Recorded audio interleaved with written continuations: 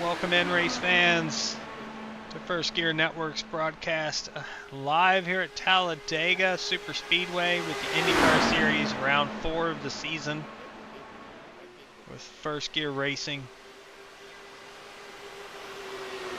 About halfway, just past halfway through practice.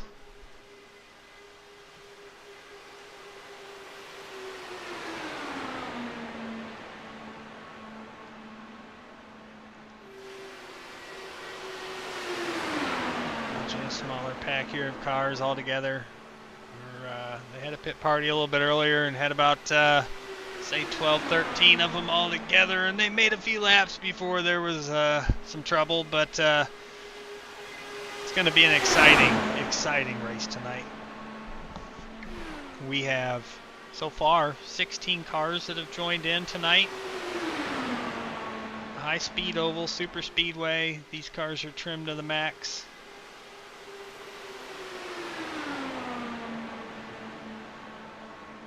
And we're scheduled for 100 laps tonight of racing. Hopefully it's more green than green flag racing than yellow flags and pace laps, but we don't know until we do it, and tonight is the test to see how these cars really race in this series with our drivers.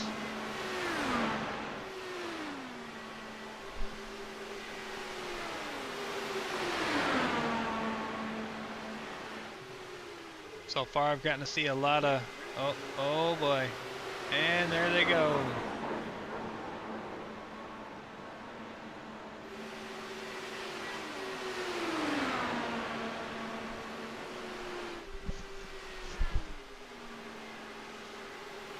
Wrecking, and more wrecking. I feel like it's going to happen here. And this is just practice. It's practice.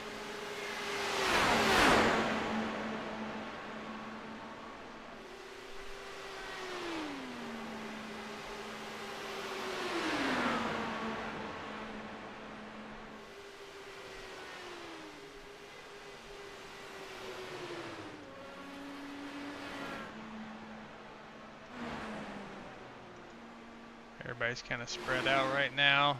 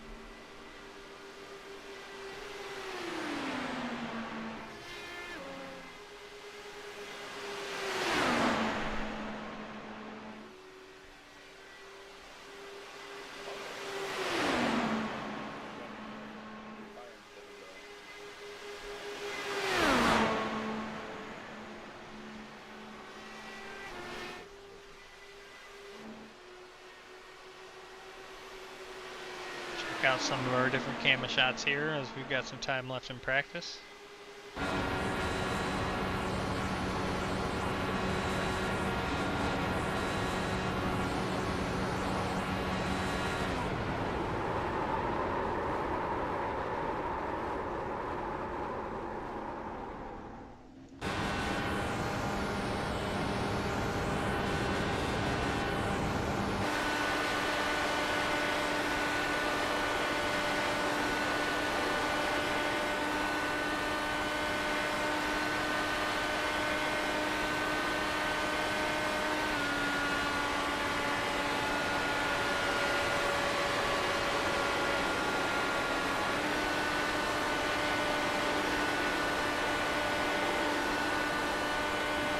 riding along with Charles here in the 98 gyro cam, showing the amount of banking this track has.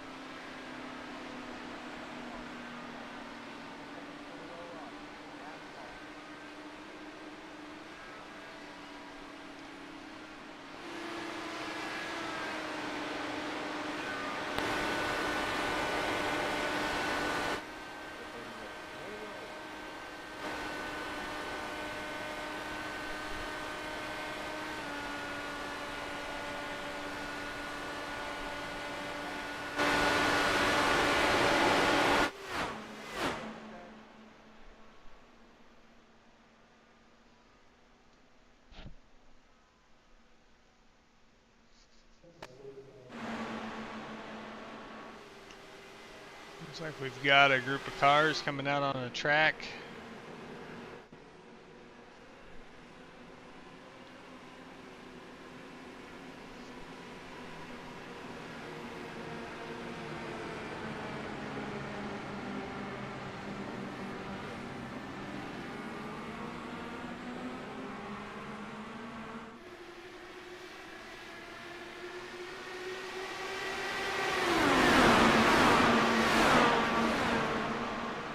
Looks like they decided to start going on this pit party on the backstretch.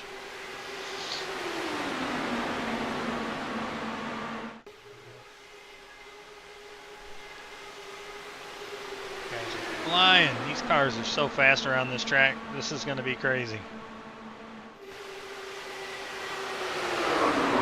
And there we go. Steve Reich. Let's go back and watch that again. I think I might have a closed session, guys. All right. Looks like a little net code between the 32 and the 92. Yeah, it looks like we got net coded there. Just carnage and cars flying everywhere. Good thing this is a simulation. Be some injured drivers, that's for sure.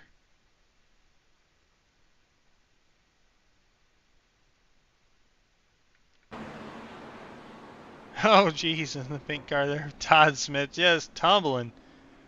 Oh, that's rough. That is so rough.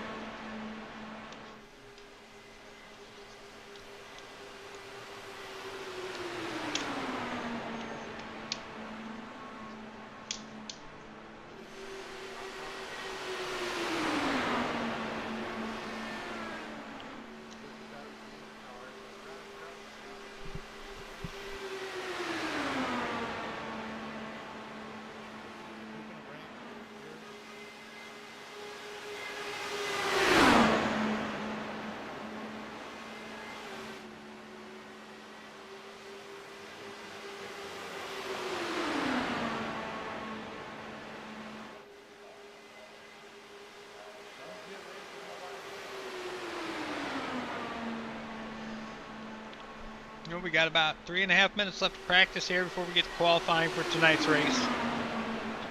We're up to 18 cars have joined in. Don't mind me, I got my big tub of popcorn, movie theater butter popcorn from the movies yesterday. And I'm here for the show.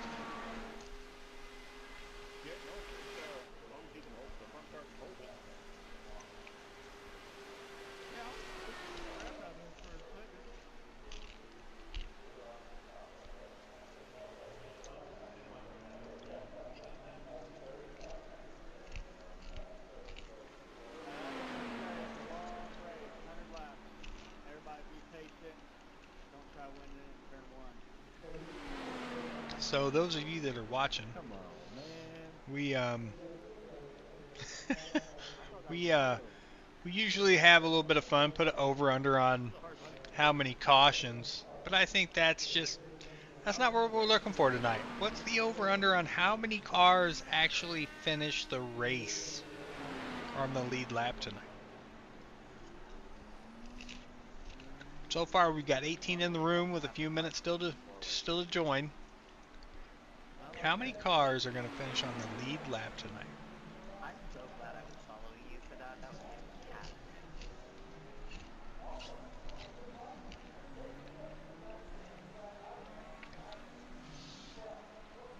Fastest guy on track says 3. Copy that.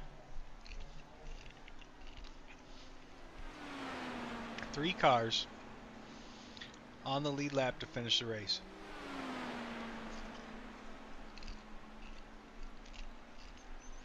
I could definitely see that. It all depends on how these guys give each other space, certainly with the start of the race.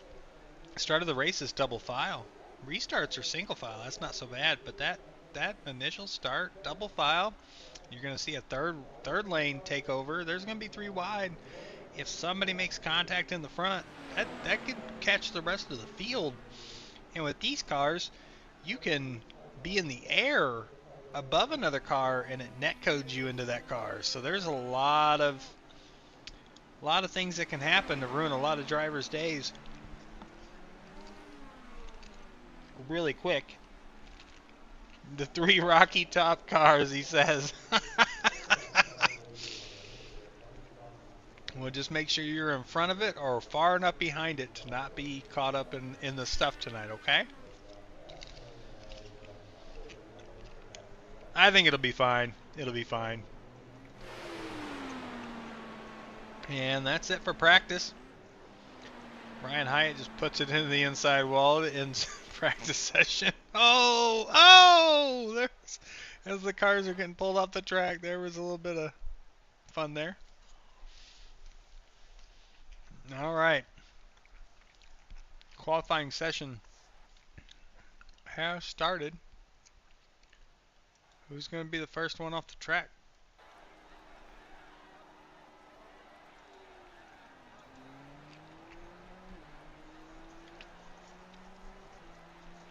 Looks like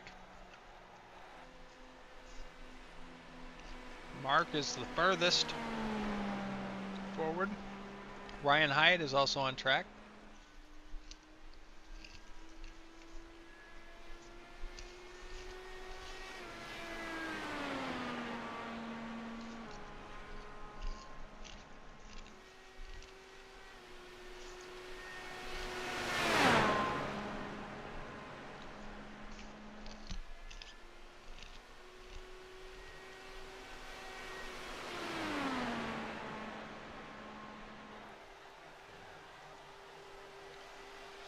Bottom of the screen will show you the 4 sectors.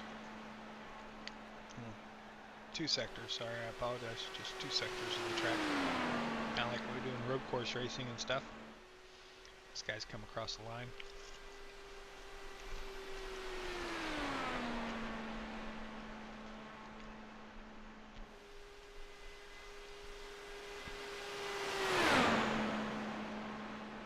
Looks like Mark and Ryan are going to probably cross the stripe about the same time.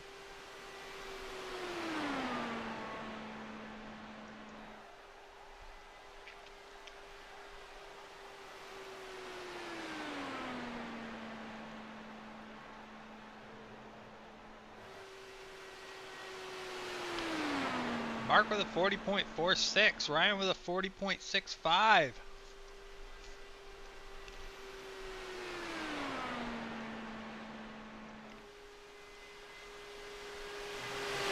Todd here, he's on his first hot lap.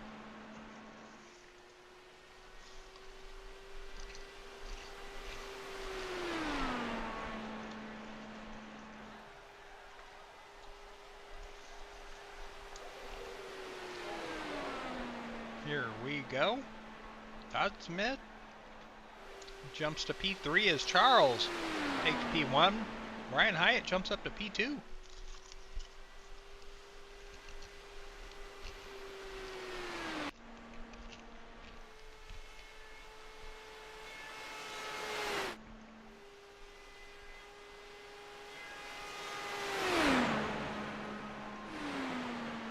Ben Summerford to P3.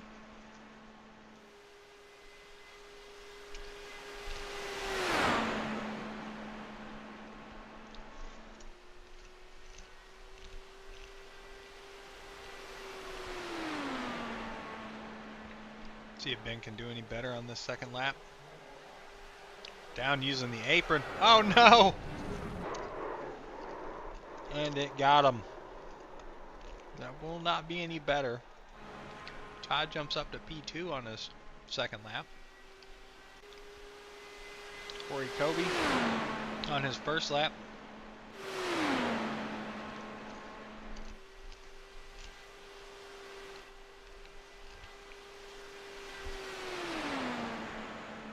He's using the apron too.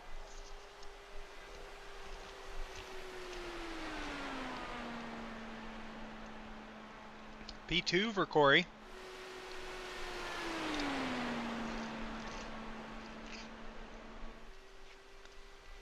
I apologize if y'all can hear me eating. I'm not big on eating and broadcasting, but I haven't ate anything all day, and this big jug of popcorn smells good. I gotta eat some. This is a perfect show to watch it, so, and eat at the same time. So I apologize if you can hear me eating.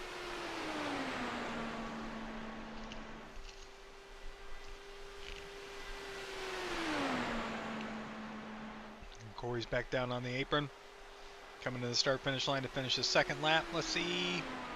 Survey says a little bit slower.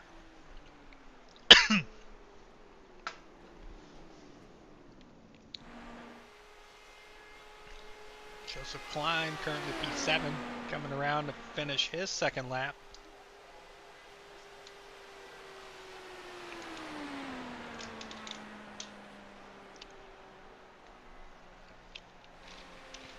A little bit slower for him as well.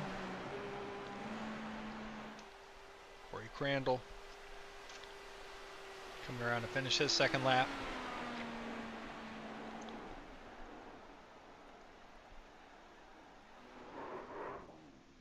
Oof. That's good for TV. Thanks, Corey. Josh Peterson, he is looks to be on his second lap. Or maybe not. Maybe that was his. Okay, maybe that was his. Yeah, he just finished his second lap. James Malloy's coming out on track. And Joshua O'Brien. I know you may not be able to see him, but he's right there on the screen, I promise. Camo 24 car. Sharon Wade's coming out on track as well. These guys are all in their out laps.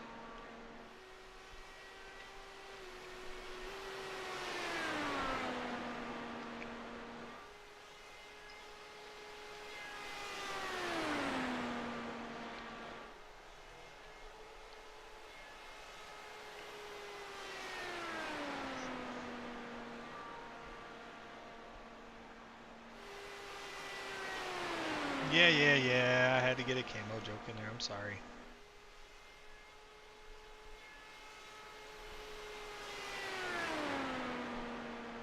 Don't be booing me. Why don't you get on track and run that pole lap?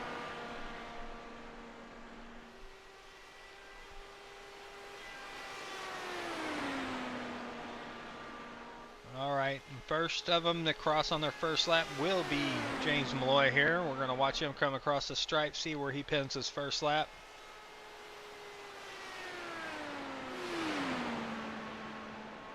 James Malloy to the pole, 40.10, nice lap.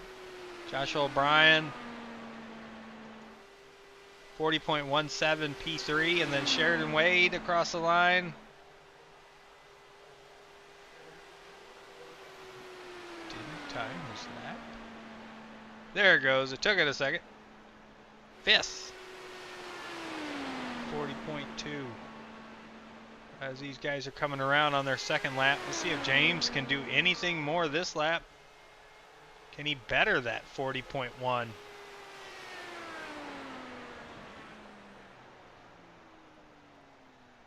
Same lap. 40.1 twice, back to back.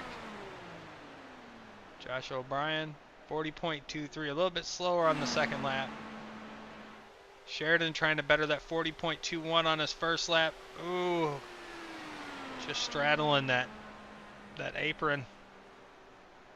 40.31 that lap. Next on track is going to be Edwin James. He's on his first lap here, timed lap. See what the driver of the 46 car can put it up on the board here. Yo, Kyle Heath, what up?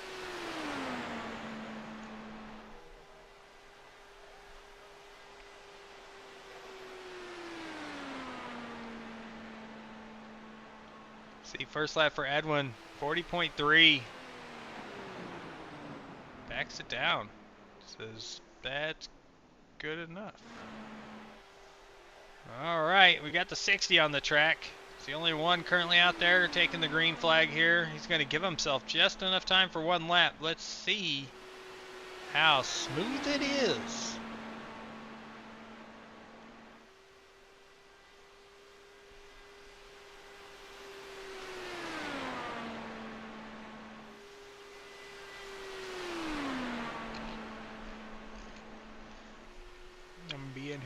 Sitting here eating this popcorn, watching this lap right here. Let's see, does he put it on pole?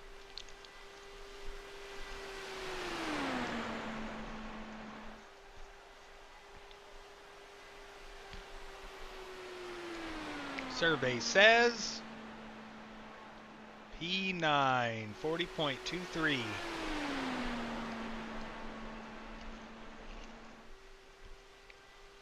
He waited too long. He was sitting here talking with me in the chat here for the stream, and I'm not gonna have enough time to finish his second lap.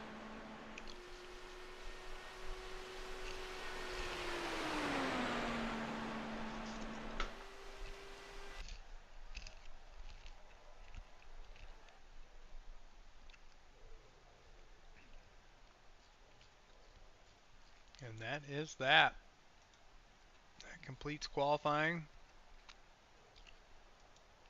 Pop up and show our grid for tonight. Congrats to the 92 of James Malloy is going to be our pole sitter. 98 of Charles Brownstein is going to start on the outside of the front row. And then second row you're going to have Joshua O'Brien, Corey Kobe. Third row is going to be Sheridan Wade and Todd Smith. Row 4 is going to be Nate Fields and Ryan Hyatt. Row 5, Jonathan Hambrick and Corey Crandall. Row 6, Joseph Klein and Josh Peterson. And then you have row 7, Ben Summerford and Edwin James. Row 8, Mark Owlett, Trevor Benz. And row 9, Tommy Thompson and Kendall Paul. Kendall Paul. Dang it, see, I'm doing it again. Our last, Trevor, Tommy, and Kendall did not run a qualifying lap. They'll be starting at the back. Although, here I don't think it matters where you start. It's going to matter where you finish. And we're going to have to see some patience. Race info for you guys real quick. We'll go ahead and get that pulled up. 81 degree ambient temp, track temp 111 degrees. We are scheduled for 100 laps tonight. It says round 4, for goodness sake, I'm terrible. I did not finish that out. Let me fix that. Haha! There we go. Quick fix. I did get an idea at the beginning of practice. Looks like a fuel run is right around 24 to 26 laps, being a 100-lap race. If we were to stay green, that would make it a 3-stop race. And they have 3 sets of tires in the pits to change, so all depends on how these yellows fall, who has to use their one fast repair, when, and how all that plays out. Clear skies, 4-mile-an-hour wind, so not too breezy. So we'll see who can master how these cars handle and put it on the track here and see what happens. Let me get track map's not working now. It's being angry. It's fine. Do that.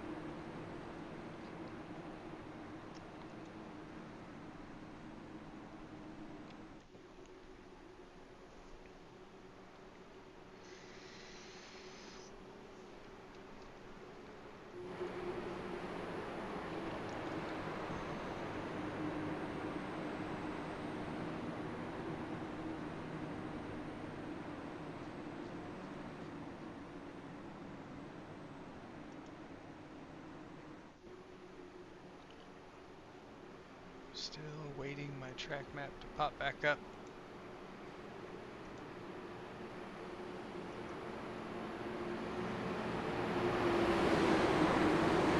We'll wait till after the start here and see what happens.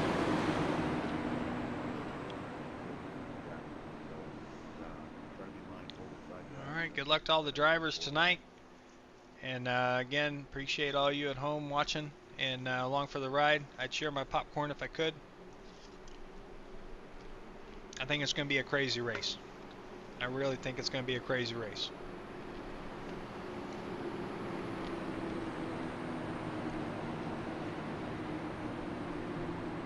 Pace car is pulling down here.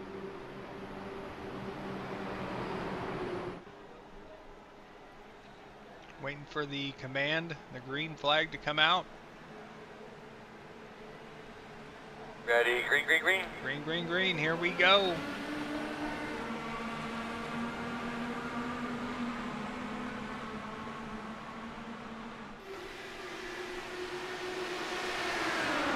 Field spreads out, gives each other room.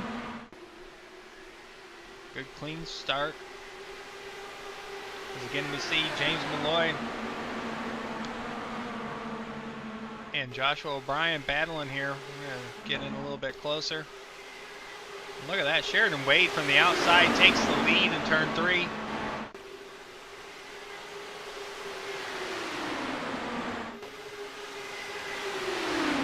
Looks like we have two packs. I'm going to fix this real quick. I apologize. I don't know why I have to do this. Have to, but we're going to reload the overlays real quick.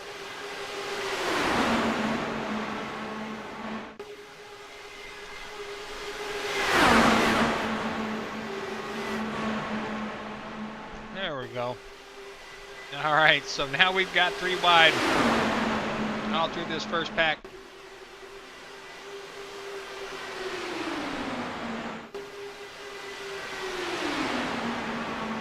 Second pack's a little bit more strung out here.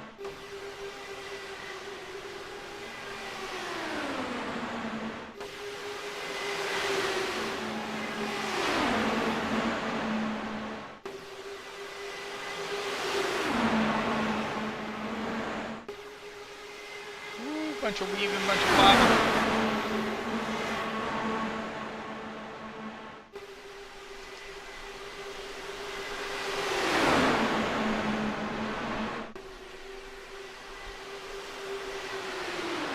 Sheridan is leading this pack, this race. Everybody behind him side by side.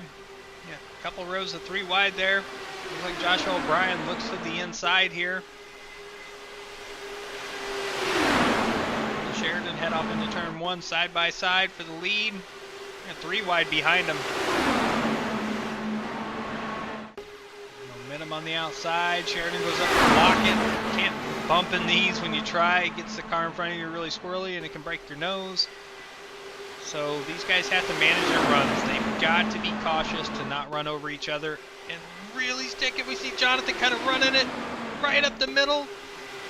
Gets a heck of a run all the way up to outside of Josh for the lead. And he's got the momentum to get the lead, and he leads that lap. 60. Great drive right there. That was crazy. He touched down on that bottom line in front of Josh. As we've got cars pulling off here. So Jonathan did as well. Team cars going back to the back here. That's what that looked like. Jonathan and Ryan both kind of ducked off on the apron there on the backstretch and just got out of that mess. I don't know, you feel like a storm's a brewing. You just don't know when it's going to brew, when it's going to happen. 18 cars on this track. And again, anything's possible.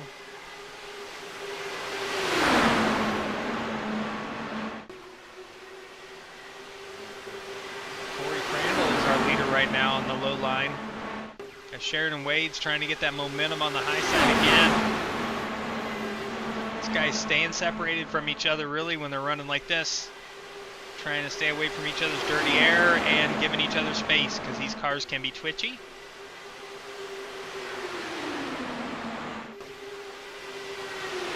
Trying to complete lap 6 of 100. All green flags so far, no incidents to report.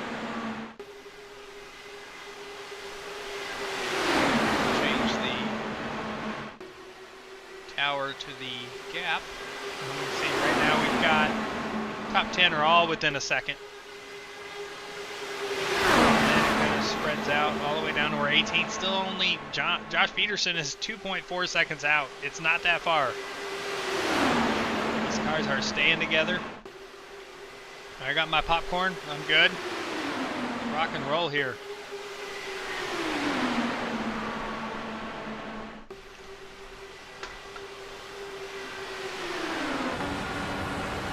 Riding with Sheridan Wade here. Just to the outside of James Malloy.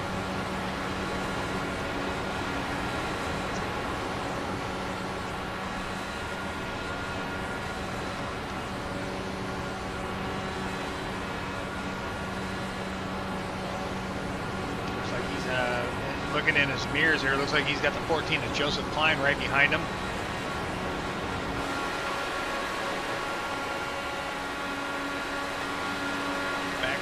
A little bit. What are these guys seeing? In the car.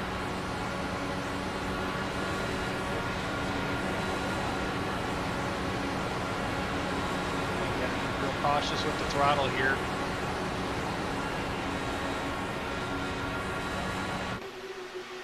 Pull up the blimp and you can pretty much see the whole field from the blimp cam there on the back stretch.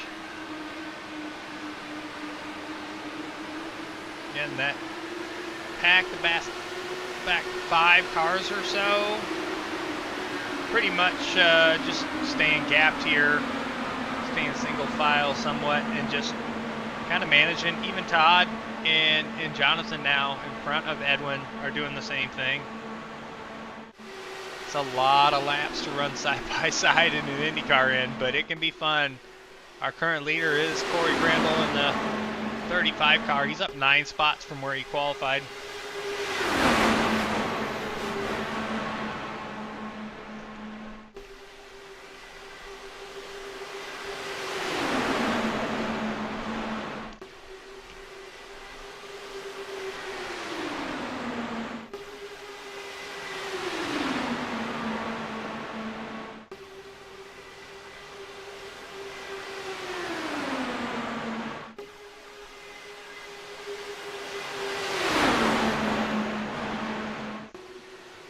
Close racing up here for the front.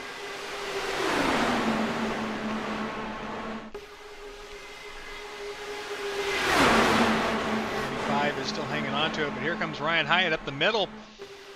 And he gets clear to get down in front of Corey. Give the lead to the 16th car.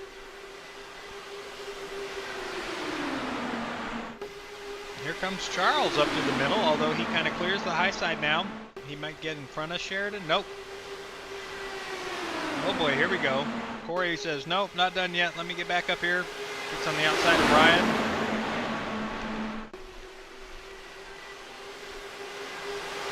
Battling for that position. Be that first car. Well, Brian says, nope, I did it once. I'm going to do it again. He backs back down on the apron. Hopefully he gets back on track okay here. Oh, no, no, no, no, no.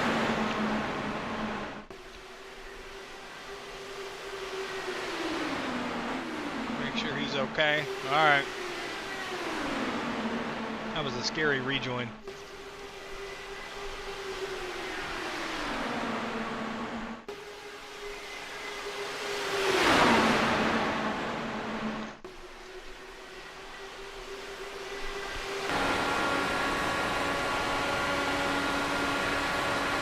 Keep your friends close and your enemies closer. We are on the gearbox of the 35 car of Corey Crandall.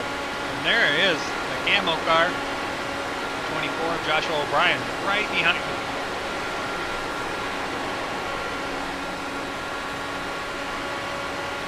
What a great shot.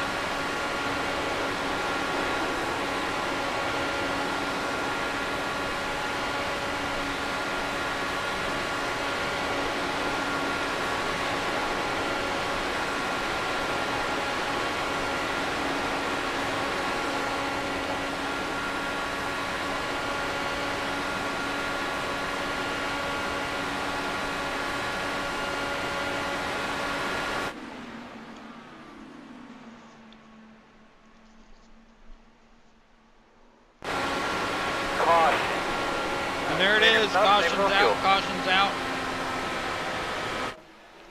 Joseph Klein.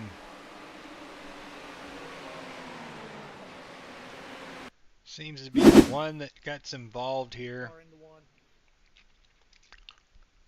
Looks like he's dropping back, it looks like, but you gotta drop back and get clear early or have people let you up. And this is that apron. That apron is finicky. Oh no, we had other cars get involved in that. It doesn't show contact, but it looks like he comes up and hits the wall. Oh, contact with the 46 possibly. Oh no, and there it goes. Is that the 78? Ah, into the back of the 33?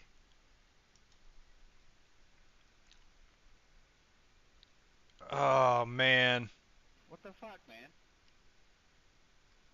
That was not bad. Apologize for the language if you can hear that. I try to keep voice chat turned down. Shit. How bad's my fucking ass now?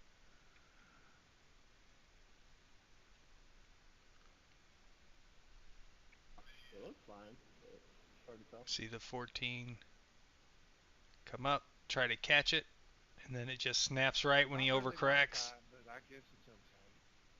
And these guys just trying to slow down, just couldn't do it. Let's see.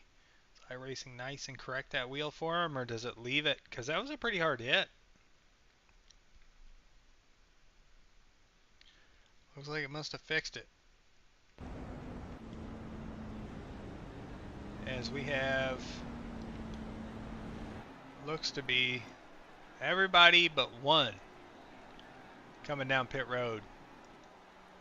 So 15 laps, or yeah, 15 laps completed. And Charles in the 98 stays out.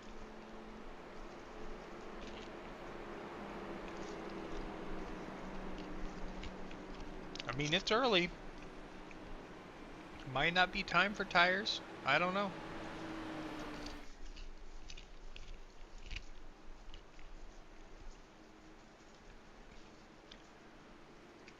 Everybody's last pit stop time is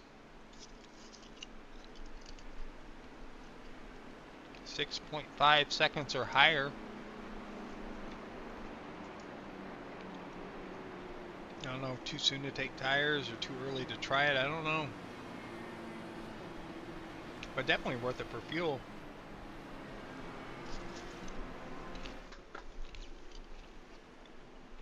I think it's time we pull in somebody for an interview.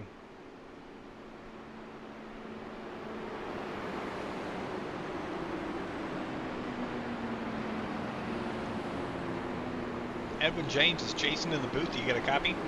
Yes, sir. How's it going up there? It's going, man. You guys are keeping me eating this popcorn, just going to town over here watching this race. This is the best show I've seen in a minute. Well, that's good. I'm glad we're putting that on for you. I'm just hanging out at the back, trying to work fuel and trying to avoid some flying cars coming up to banking. So, question for you there. It looks like you had some contact on our screen. Did it register anything for you? It gave me a 4X, but I don't believe I had any damage, and I unchecked my fast repair. I did not have any time taken up for damage, so I believe the car is okay. Okay, very good, very good. What about fuel? Were you burning more than what we were looking at that 24 to 26 range, or were you saving enough to maybe even go a little bit longer? We were in the back saving, so we were trying to go a little longer. Some of the guys had 2 more laps fuel than I did, and I think that was because I was kind of leading that back You train. were the leader of that second pack, yeah. Yes, sir. Fuel only on that stop, or did you take tires? Fuel only. Fuel Okay. only. And did the tires look okay? Did you get a report on that? Tires look great. Tires almost perfect. Awesome, awesome. Well, just wanted to get a couple things clear with that. That was really, that was 15 laps of green flag racing. I didn't think we were going to make it that far. It looks like everybody is trying to give space, and that caution was a car trying to back up and give up position on the apron, but didn't get back on the track before turn 3 came. And that apron, you can't be down there in these cars, and that's really the main cause for that caution. And other than that, we've seen really good, clean racing so far. A lot of what we like to call courtesy on the track. And yes, sir. I preached that before we started the race. Had a little meeting with everyone and preached courtesy and preached giving space, using your head. Well, you guys are definitely showing it so far. We're going to get you back into the chat for you. I just wanted to bring you up for a second, and I appreciate you joining us for a moment. And good luck on this restart, and we'll talk to you a little bit later, okay? All right, buddy. Appreciate it. No problem. That was Edwin James, driver of the 46. Gives us some updates, lets us know kind of what's going on. Get a feel for this race.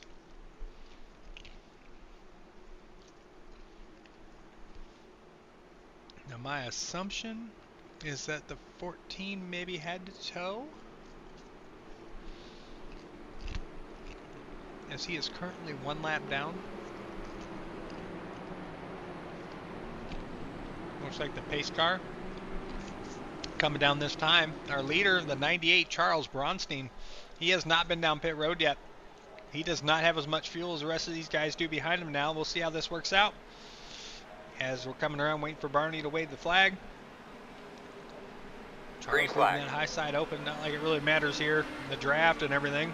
And he gets going. We're back green.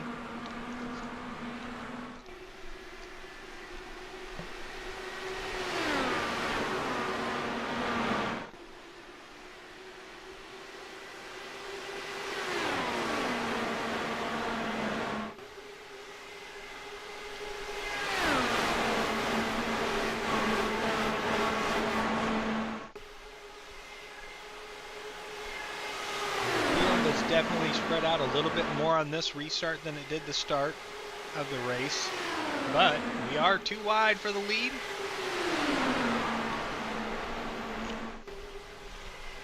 Too wide for the top 6. Corey Crandall gets the outside of Charles here. Tommy and Sheridan in the 7 and 54 side by side. Here comes more James Malloy, Big Field side by side for 5th and 6th. And then that's Mr. Trevor Benz making it 3 wide. Oh, it gets tight there on the backstretch. He stays tucked in. He was looking. Trevor's always looking for that opportunity, and here he goes. Still too tight there. He's trying to make it work. Let's get on with Trevor. Let's ride with him for a second. Here he goes to the outside of Corey.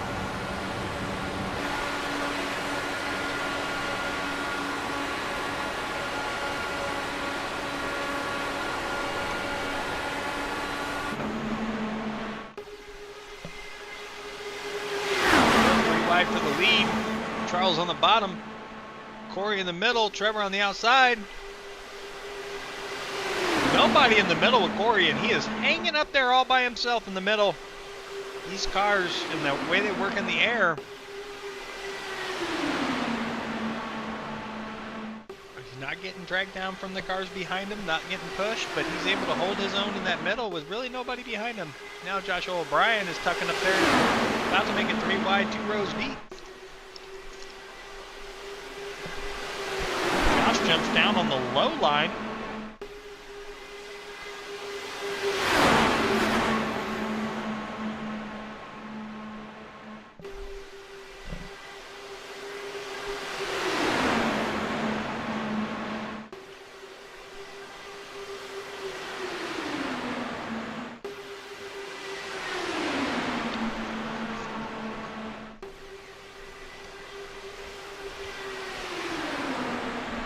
Trevor's still working that outside line. He is trying.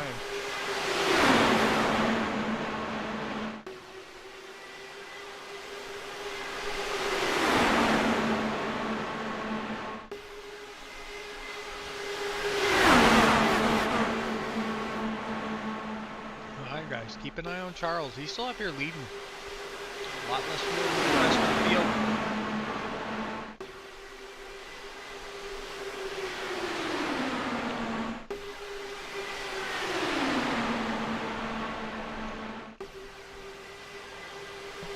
He almost needs another caution before he has to pit to really not lose the pack.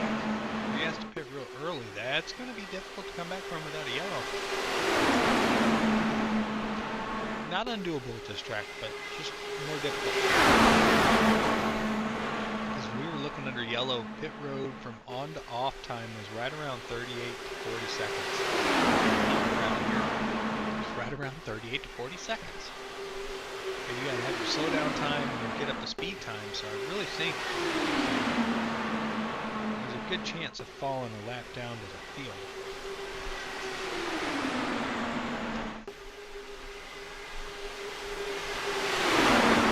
We have a Todd Smith sighting, everybody. We have a Todd Smith sighting on the outside, right side. He is charging on the outside here. Take the lead. Trying. Got Trevor behind him. Looks like he dips down to that. Oh, he does get clear of Charles. Todd with a heck of a move on the high line. Comes down the backstretch and gets by everybody to take the lead. Is Corey still running that middle line? Corey really likes that line, it seems like. In the second row, you're going to have Charles and looks like Sheridan side by side. And that third row on the inside, you got the round 7, Tommy Thompson. Up here running in the top 10, battling. Great drive by the 7 car. And Todd drops down. Looks like he was on the radio to say he was backing out. And can he get back on the track before we get... Oh, to turn 3! It's getting him. It's getting him. He's trying to save it. Oof. That is a scary move.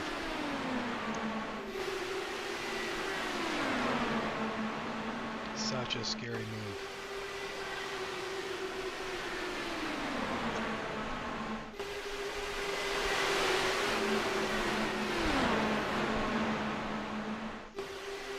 That'll propel Todd all the way back to 15th.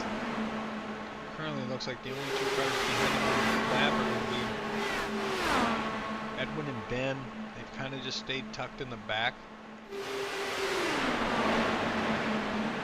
Leader up front is going to be the 33 of Trevor Benz, as now he is getting passed by Joshua O'Brien. I guess like when we were talking to Edwin in that interview under caution, you burn a lot more fuel being the leader of your lane. You can save more fuel by being in the draft, not having to use so much throttle, so much fuel, and even probably playing with the choosing a lower fuel burn. Map settings for this car. Lower your fuel burn that way as well. Oh, we got contact. We got contact. Looks like Charles, and it's not coming up.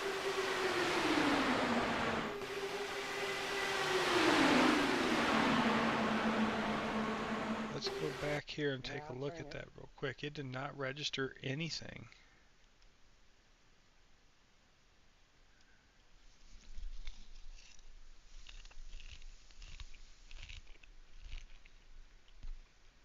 Charles coming up, Ryan coming down, net code kicks in, and Ryan drifts it. But he does lose the left front of his wing.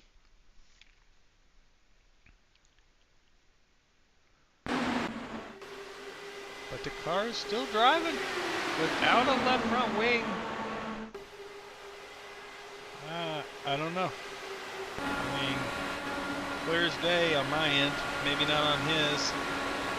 That's missing a wing, that 16 car, Ryan Hyatt. He's missing his left front wing completely.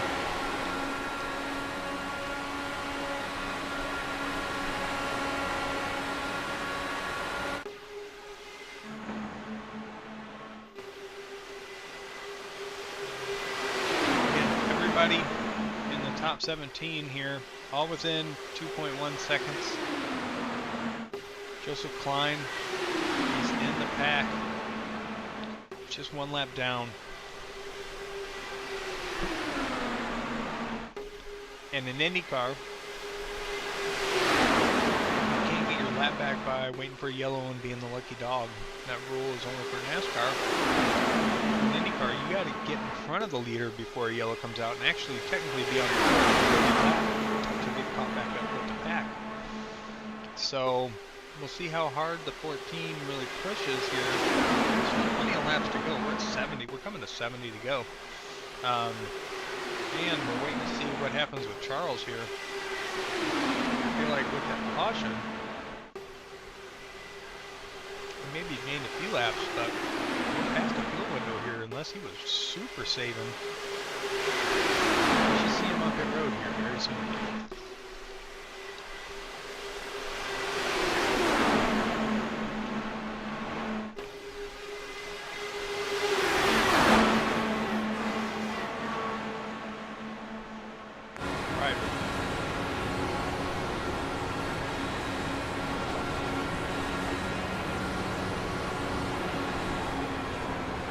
Oh no! Anything to say about the car? And there it is. Caution is out.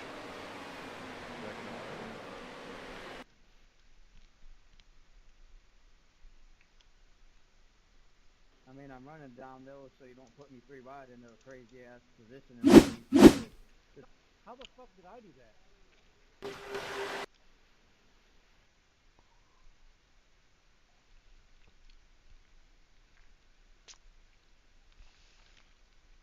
Trying to look at the best replay we can here, because it looked like it starts here with Trevor. Might be the first one that gets involved here. Netcode. Checking out the 3. Nowhere close enough for the 35 and 33 there.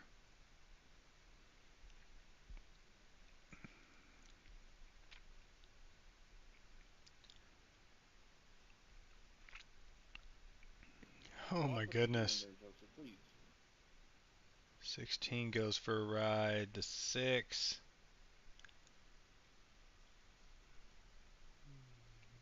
Sheridan in the 54 involved.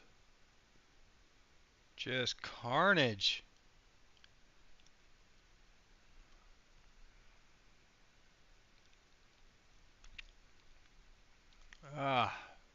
Dang it. Alright, so second caution of the race. Got another 15 laps in, roughly. Lap 32. We're seeing all the leaders come down pit road. Time for service.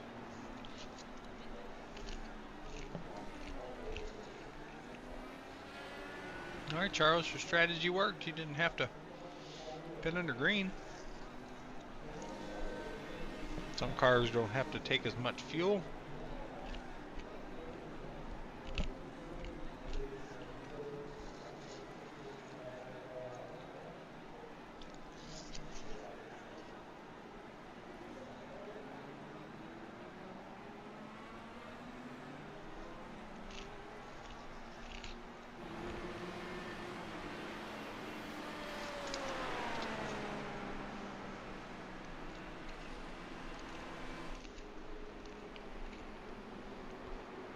All right, another caution, another time for an interview.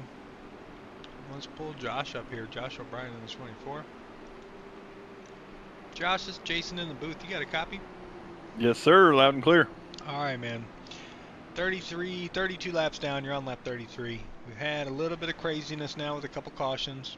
One of them, the first one, really just a car trying to get back to the back of the pack and stayed on the apron too long. This one looks like neck code and some severe contact with some cars.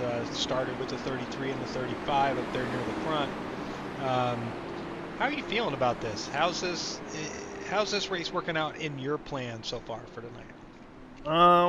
First stint, I just kind of wanted to see how everyone was. Qualified third there, so I was just riding it out, seeing how aggressive everyone's going to be. And then I decided to drop to the back, get on some other strategy, bump the fuel map up, try to save a little bit of fuel because up front you're not doing it. Looked like it was going to go green. As soon as I dropped to the back, somebody else decided the same thing, and like you just said, they got on the apron there, and that was the first caution. And then that one, I just wanted to see what exactly the car had coming through the pack, so I kind of just took it easy there, and then made a charge to the front. I'm happy with the way the car is feeling in the pack, and it feels good. You can make your moves. I think the key thing there is going to be just making sure you got your runs, timing your runs right. Mm-hmm. So just topping off on fuel here with how racy it is up there. I'm just kind of game plan here is to just ride for a little bit, see what happens. So what do you think? Maybe start looking for that final run around 20 to go or so, once fuel has kind of not been a concern, maybe? Yeah, I think these cautions are going to be the determining factor here. All right. Fuel map 1 versus was significant fuel compared to running behind the draft in fuel map 5, where you can just you're still pedaling it in 5 and you're in the draft, and it's like a 10 lap difference. So if we don't get any cautions, it'll be interesting to see what happens here. If we get some cautions, I would say you probably start seeing guys push. It really just depends on when these cautions fall. Well, we'll be watching and be excited to see how this plays out. You guys have put on a heck of a race so far. Good luck to you for the rest of the event. I see we're about to go green. I'm going to get you back up to chat for you, and maybe we'll talk to you a little bit later, okay? All right, sounds good, buddy. All right, thanks, Josh. You got it. All right, that was Joshua O'Brien in the 24 car. A little in-car interview while we're getting ready to go back to green here. Currently, we have 15 cars on the lead lap. The 16 of Ryan Hyatt, 35 of Corey Crandall, and the 54 Sheridan Wade, all one lap down.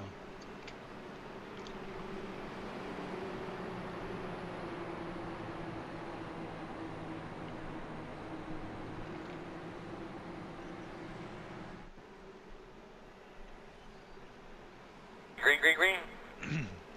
Nate Fields takes us back to green. There we go.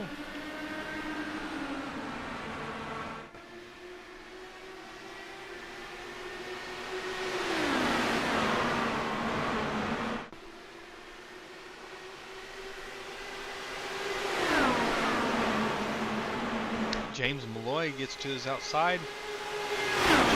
Side by side here towards turn 3. James hits clear, gets down. Here comes Charles. Corey Covey on the outside as well. He's on James's outside here for second, for first. Did he get clear?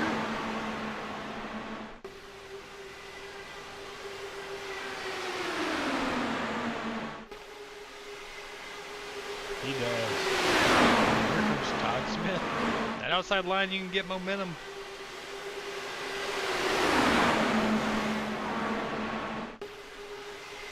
Corey Crandall up the middle. He was involved in that incident. Here's a lap down, trying to get back on the lead lap by getting in front of the leader. And he is almost there.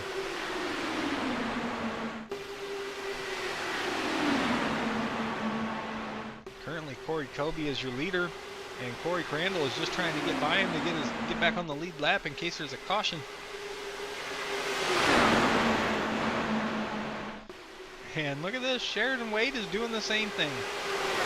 He actually gets by on the outside, he gets clear, he is down. Corey is so close to being clear too, he does clear.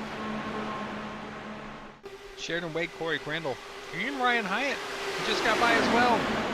So those 3 cars were all a lap down, and they are not anymore. They are on the tail end of the lead lap. And here comes the 60 of Jonathan Hamburg. He's going to take the lead. He's actually passing these guys that just got their lap back on the outside. Oh, all 3 of them back down to a lap down. It's a crazy run. And then Tommy Thompson to the outside of Jonathan Hamburg for the lead. Tommy Thompson, the Crown 7. Here we go. This is what we're talking about, guys. This is some really good racing. These guys are putting on a heck of a show. Nobody is willing to not, they don't want to settle. They don't. You got guys fighting to get back on the lead lap. You got guys fighting for the lead.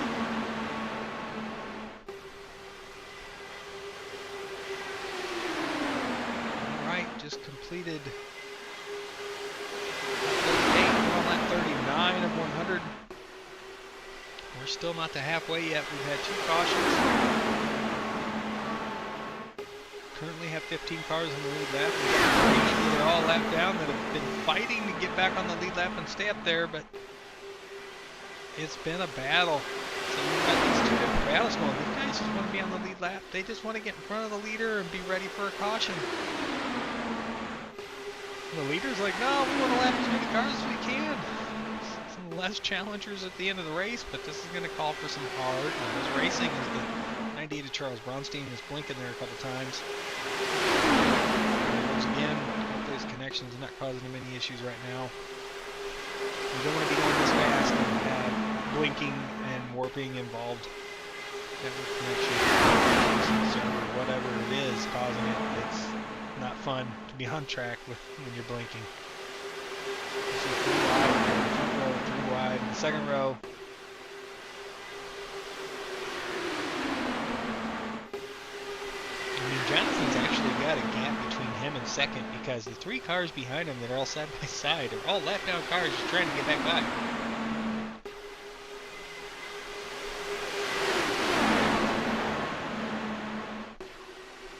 Charles is blinking hard. I'm sure you guys are telling him that.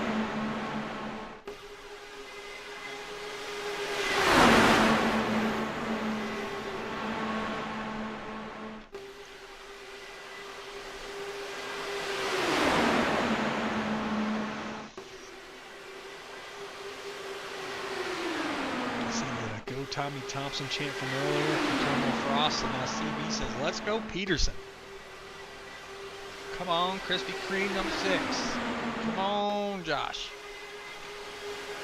He's currently riding in 9th. Staying kind of single file back here. A lot of laps left in this race. These guys are, some are being real patient, some are being somewhat patient, and then the ones up front are being slightly patient. That's the 3 different levels we're seeing so far.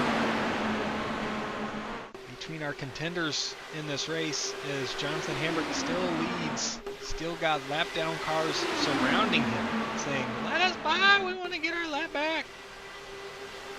Charles Bronstein in the 98's in second. He's the brown or the red and yellow car in the second row, second back behind Sheridan Wade.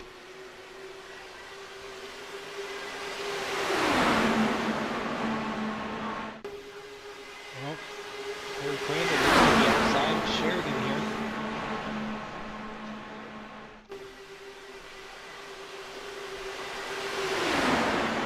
Makes me wonder if we're missing if we should have the lucky dog back for next season or not, because it does help. I don't want to see guys running too hard, but these are IndyCar rules. IndyCar doesn't have the lucky dog. Makes for some great racing. Jonathan Hamburg leading with the whole row behind him, 3 wide, all down cars. 16, the 54 and the 35.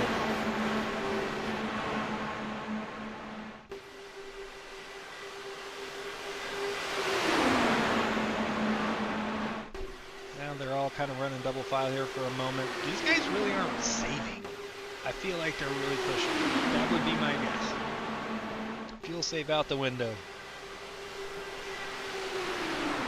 Got a couple cautions. We've gotten hit pit road. Now it's just these guys are battling it out. As the rest of the pack in the back, from talking to Josh earlier during that last caution, Josh O'Brien, it's significant, the fuel difference.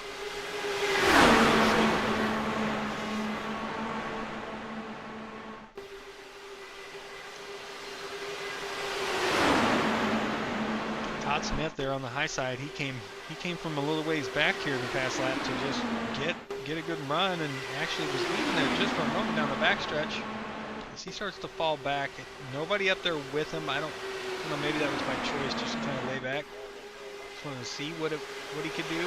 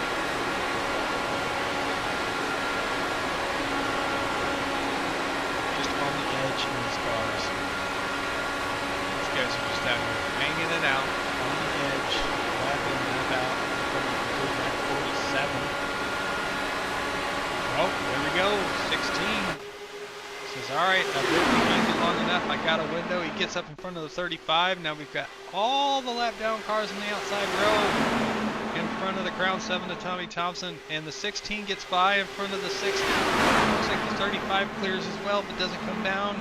He's going to stay to the outside of the 16. Woo! Pretty close there between the 7 and the 54. C falls back just a little bit. Corey is doing everything he can in that 35 to try to stay in front of Jonathan Hambrick in case there's a caution. Don't want to be behind the leader when the caution comes out. The way you get your lap back is when the leader's pit. You can stay out for another caution, but these guys are pushing hard. 16 is swirling.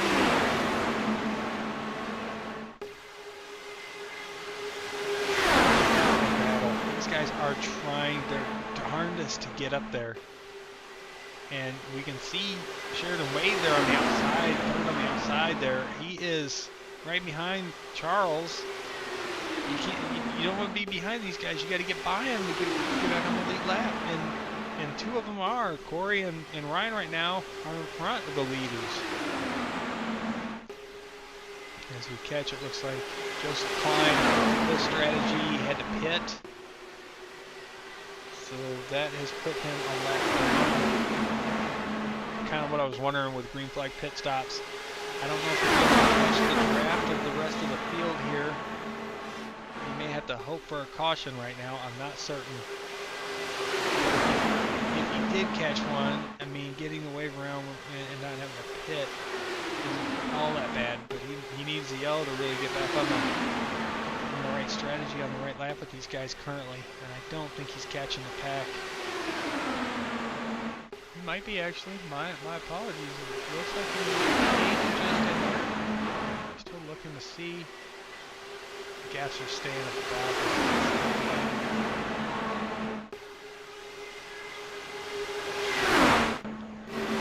I just don't think he's got the draft. Just a little bit too far out, it looks like.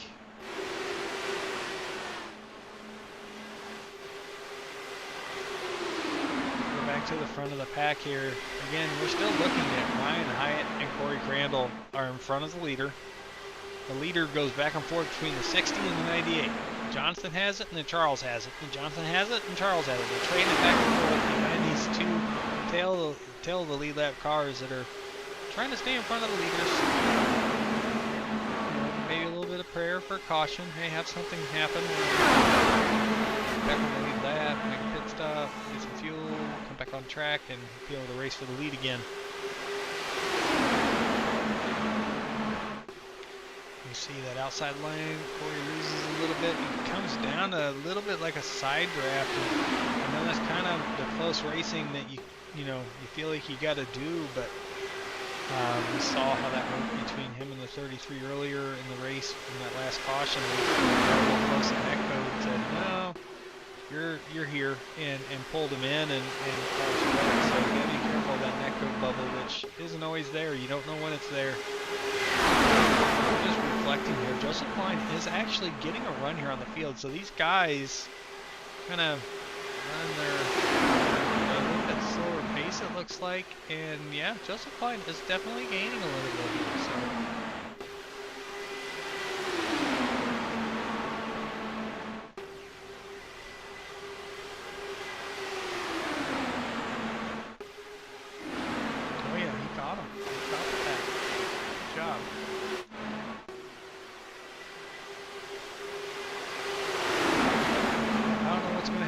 Folks, I feel like something's coming. The storm is brewing. I don't know when that storm will happen.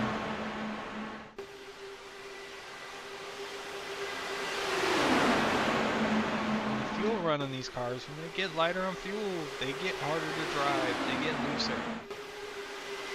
And we have to be careful. We haven't run these a full fuel run yet. Nobody really knows what it should feel like in the draft. These fuel tanks get a bit lower. We're currently on lap 55. Ready to past halfway. We're coming to 45 to go this time. Again, this is darn close to our longest green flag run.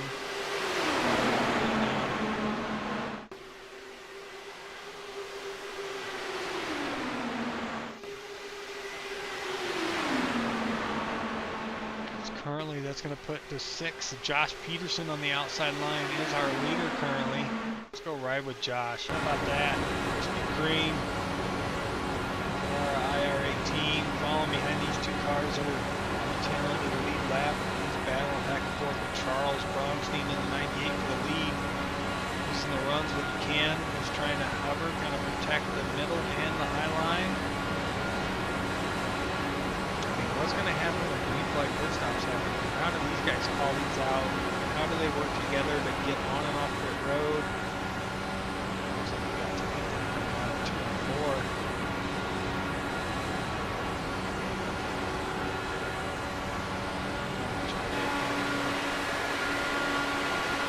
35 and 16 a bit close. Just don't want to see that code take something out here and have something happen. Guys are trying their darndest to stay up front. Jonathan Hambrick down on the inside gets the lead from Josh Peterson. There he goes, you can see him getting the run there behind the 16. Here comes the 98, says, alright, I'll jump up.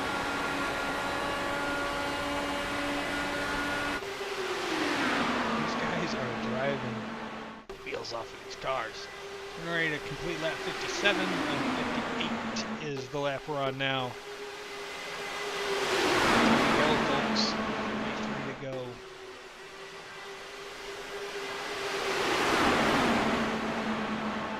Alright, so kind of getting a look here. That further back is kind of split up. So now we do have 2 defined packs. Ken Dale, Paul, Trevor Benz, Ben Summerford, and Edwin James have tailed back from the pack. They're about 5 seconds, almost 6 seconds off the leader currently. About 4.5 seconds off of Tim's. Tail of that bigger pack. So go back to the lead here. Jonathan Hambrick has it. Charles Bronstein trying to get it on the outside.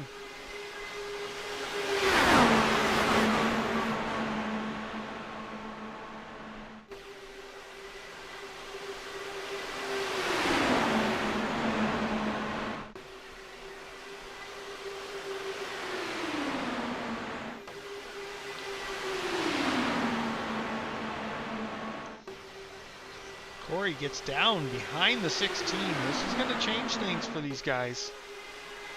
And Jonathan looks to the outside. Gets back down. Charles looks to the outside. Ryan's on the radio. We see that on the side there. Hambrick's on the radio too. We might be seeing pit stops.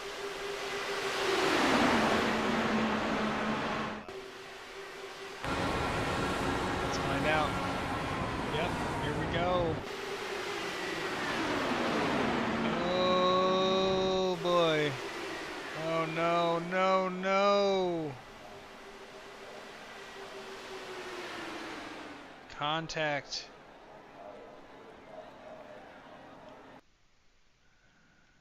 I apologize 1,000%. So we're gonna go with the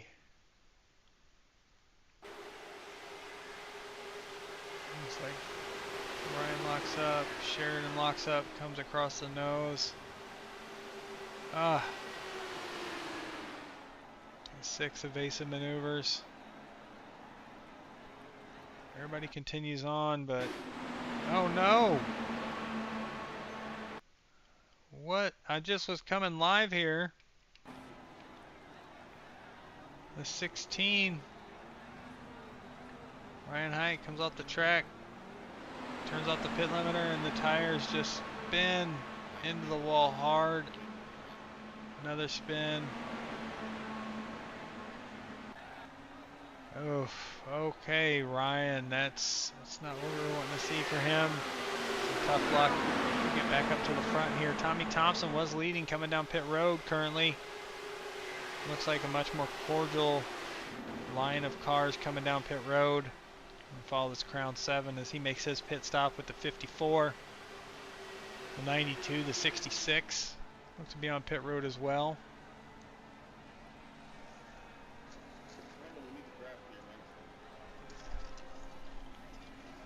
Yeah, I guess I might have called that wrong. It was the 57 that was involved in that incident on that first group of pit road. I called the wrong car number. I can't.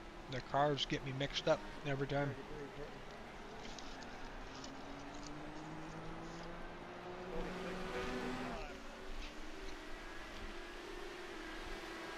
These guys a quick fuel and go, and we're at 37 laps to go in the race. Guys are trying to get off pit road in front of the leaders. And it looks like they're going to do it.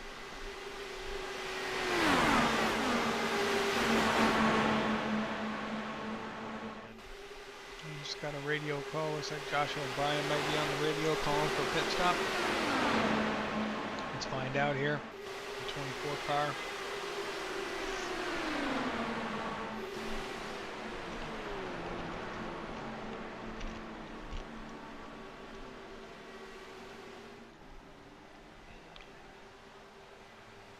Looks like him in the 98, and the 98 and the 24 on pit road.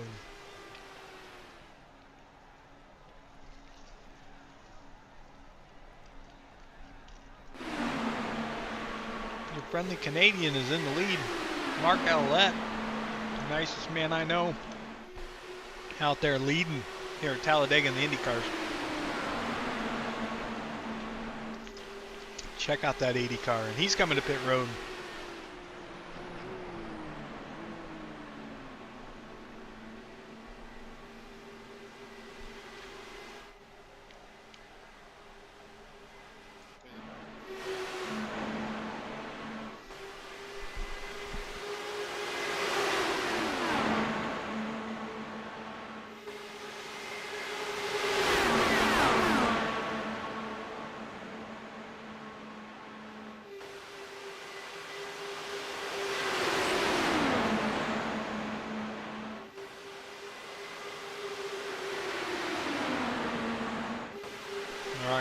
Looks like Corey Kobe in the 86 is going to be the last one down pit road.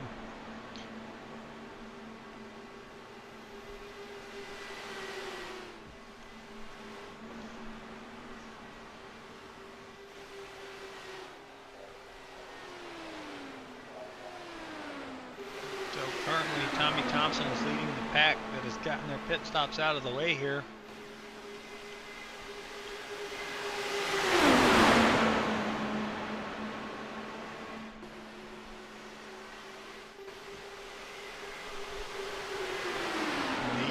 Is coming off pit road now, but he hold on to the lead. Corey Kobe might have the play of the race to at least pit last and still come out and maybe have the lead here. He's getting up to speed coming out of turn 2. He's not going to have anybody to draft with, but he has a gap on the pack. They're going to catch him, but they're not going to swallow him whole. That's actually a really good gap by the 86, staying out the longest before he made his pit stop. But don't look now, that Crown 7 is coming. Let's jump on with Tommy Thompson.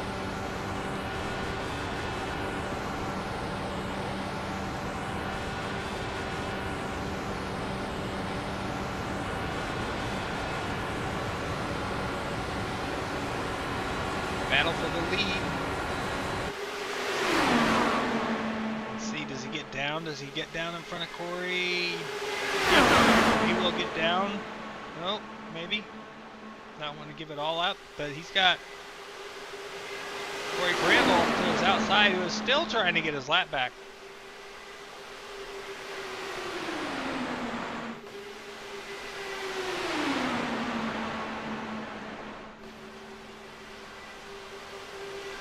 Joseph Klein running second. And Joseph Klein was last on pit road on lap 48, so a little bit further on this run for him. So he's getting close. He's definitely in here probably in the next 10 to 15 laps, I think.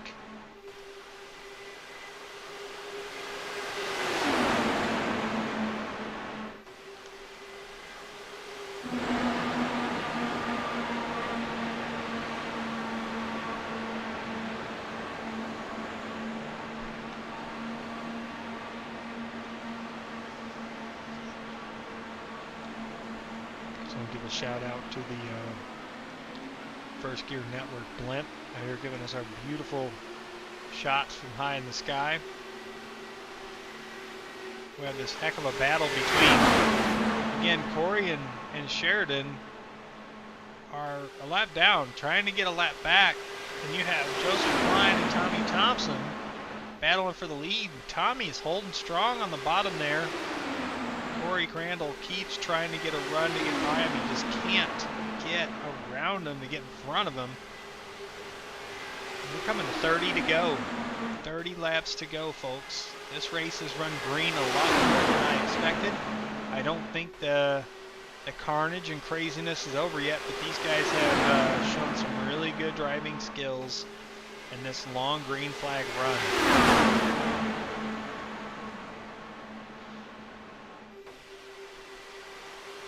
Getting to the pit stops, we had a little dust up in the first group that went to pit road, affected a couple drivers. Ryan Hyatt and Nate Fields both affected by that. Currently, Ryan Hyatt is out of the race. Nate Fields is just one lap down. The next car for the leaders to catch if they do, and that would put him 2 down.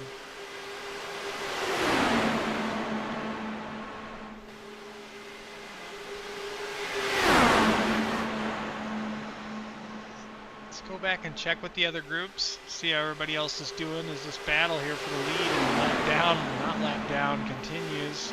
Mark Outlet running 8th currently, kind of by himself, stuck between the packs, and then you have the second pack. Trevor Benz in 9th, Edwin James in 10th, Todd Smith's in 11th,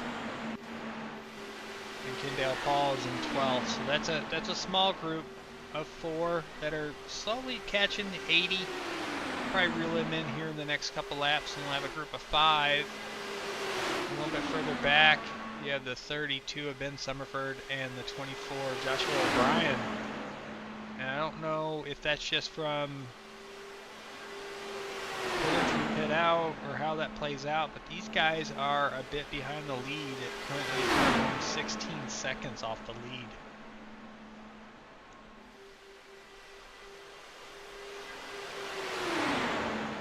And then again, you have Corey and Sheridan.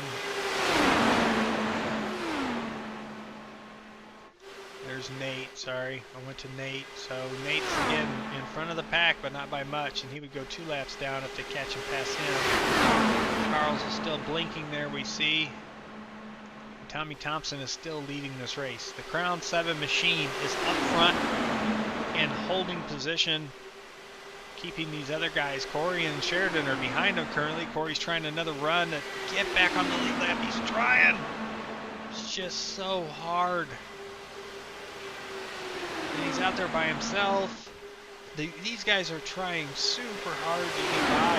It's not even for the win. It's not for a position. It's just get me back on the lead lap. And he's trying, he can't. But when he has, he's held it for a moment, and then the leaders come passing by and put him back a lap down. So he's trying to be in the right spot at the right time. Even if he has just a nose in front of the leader at one of these timing loops and the yellow comes out, he's back on the lead lap. So you got to keep trying. He is trying his darndest.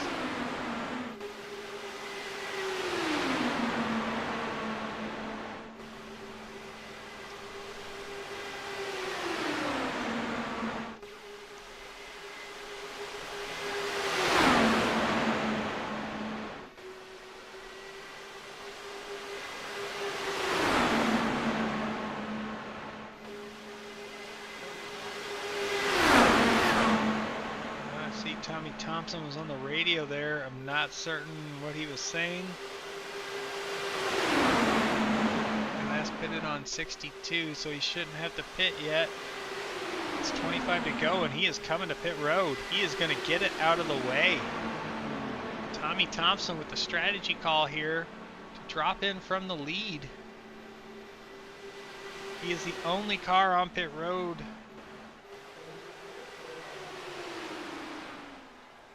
Hopefully he's not pitting too soon, where he has to worry about fuel to the end, but it was a short run, shorter run than what we expected. So I don't know if he's just trying to get out of the way, get back on track.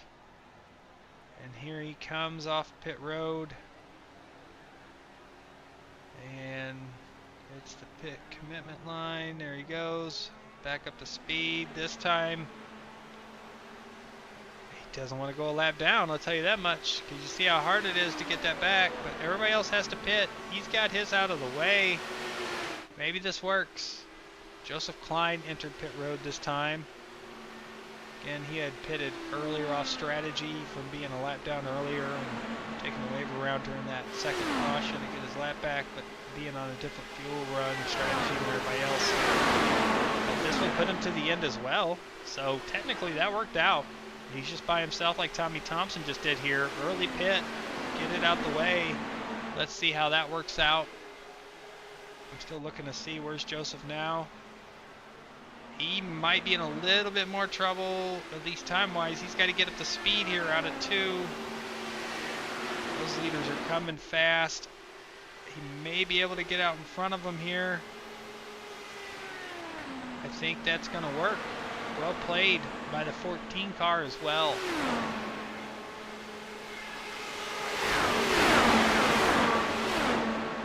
Who comes to pit road next?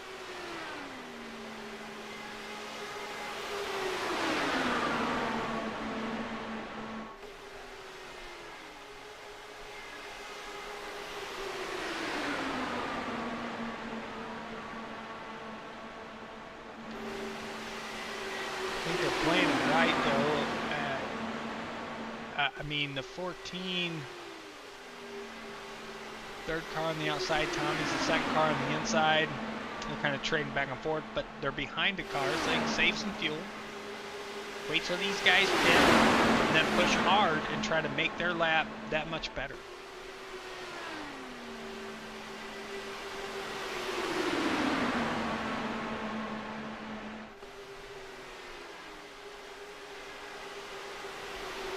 across the line this time. It's going to be 20 to go with our leader, Charles Bronstein, in the 98.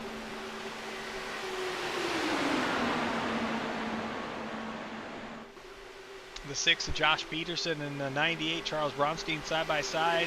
Josh kind of pulls out a little bit here, gets a little run, and then Charles will come back at him, and they're just going back and forth here.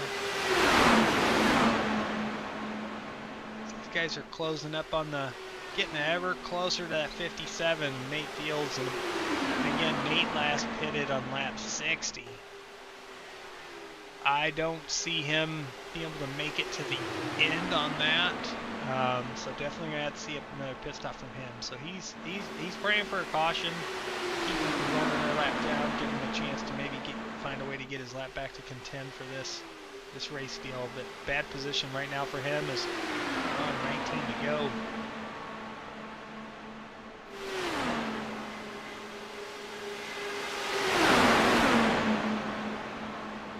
Charles still out there blinking.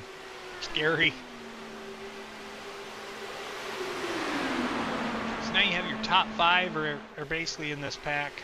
Peterson, Bronstein, Kobe, Hambrick, and Malloy. And then you've got about 10 seconds back to James, Benz, Howlett, Smith, and then about another 4 seconds back to Summerford and O'Brien and Paul. And then you have Tommy Thompson and Corey Crandall at the end of the lead lap, 13th and 14th, but Thompson is already pitted. Klein is already pitted in the 14. He should be good to go to the end. So as these laps wind down and these other cars are going to have to pit one more time, it's just about when do they make that call to pit. And the longer they go, the shorter their pit stop can be because they don't have to take as much fuel.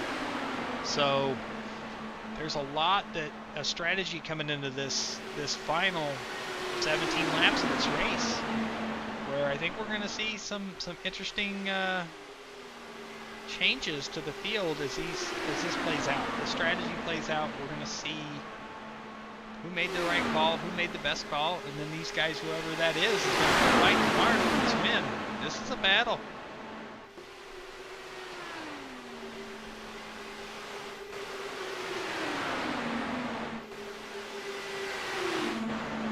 Still kind of following around with the 6 car here.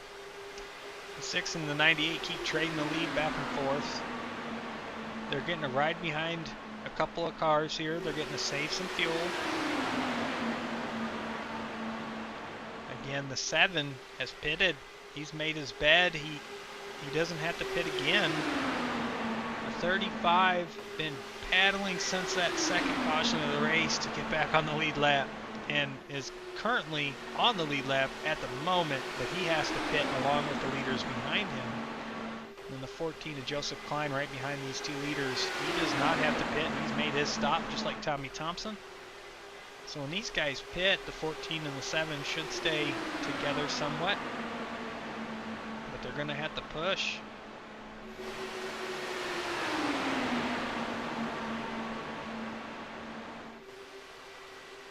.35 tucks down behind the 7. Maybe that means, yep, you see him on the radio. I'm pretty certain Corey is coming to pit road this time. He's dropped down, made a mention that he is pitting. The 6 is right behind him. The 60 is making a call as well. See how many cars come down here. Here comes the 35, and the 60 is right behind him. Oh, 35 locks him up, locks him up. Oh, so close. And the 92.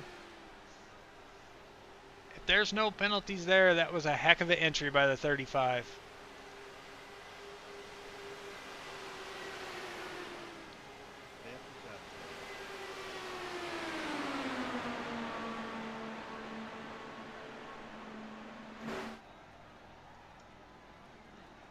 These guys are taking tires, fuel. Give me all that is good. 35 was the first one on pit road. He's going to be the last one of the group of these cars, so that changes things up just a little bit. Looks like nobody to pit road that time except the 57. The 57 is hitting pit road this time.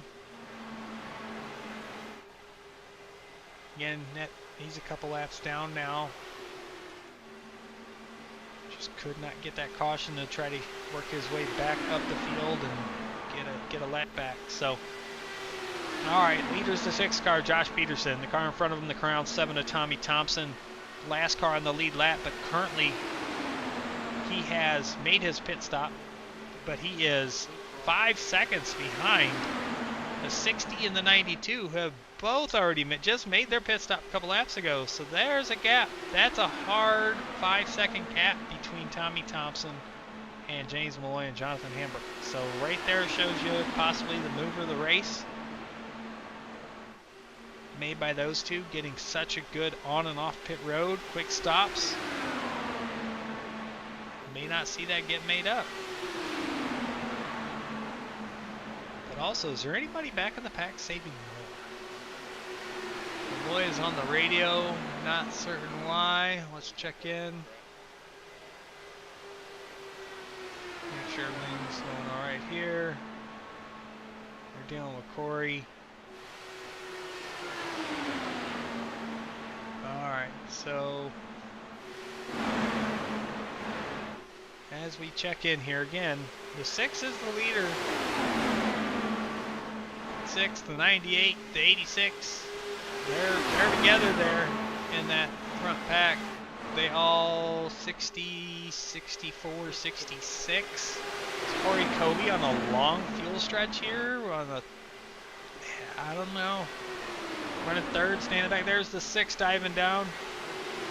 He's coming down now. Oh, the 6 locks it up. He may have been speeding. He had it locked up pretty hard. No, don't ruin this man's race off of a pit road penalty. Those are the worst to see. Let's see what happens here. I just got radio that Edwin James went off track, so his entry probably didn't go that well. We'll rewind it real quick.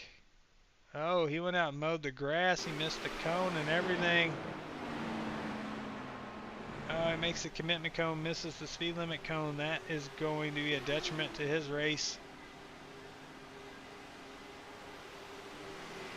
6 is still on there too, so I'm guessing he got nabbed for speeding. The rest of the guys that pitted with him have gotten by here. So there's a lot of cars losing ground here. All right, let's take an update here. Take a look. Charles Bronstein's on the radio. We're at 9 to go. He may be looking at a pit stop right here. Corey Kobe's right behind him. They're together in a group here and got 12 seconds over 3rd place Kendall Paul. Here comes the 98. The 86 stays out. So Corey Kobe's going to be your leader now.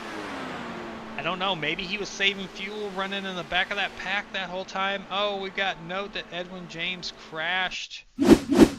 No. Say it ain't so. Say it ain't so. Say it ain't the pit speed limiter. Hits the button. Car goes around.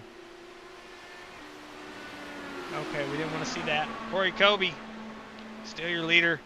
Riding behind a couple cars here in front of him.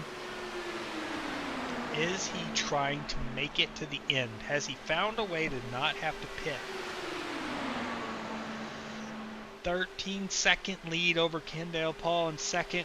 Another 33 seconds back to Jonathan Hambrick in 3rd in the 60.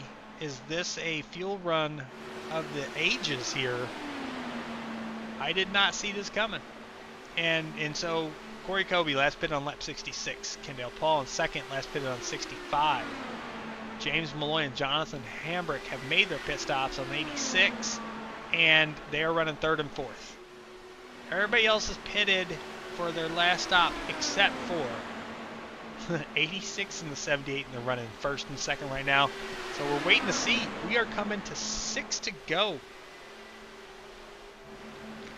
Across the line for the 86 of Corey Kobe. He can save fuel.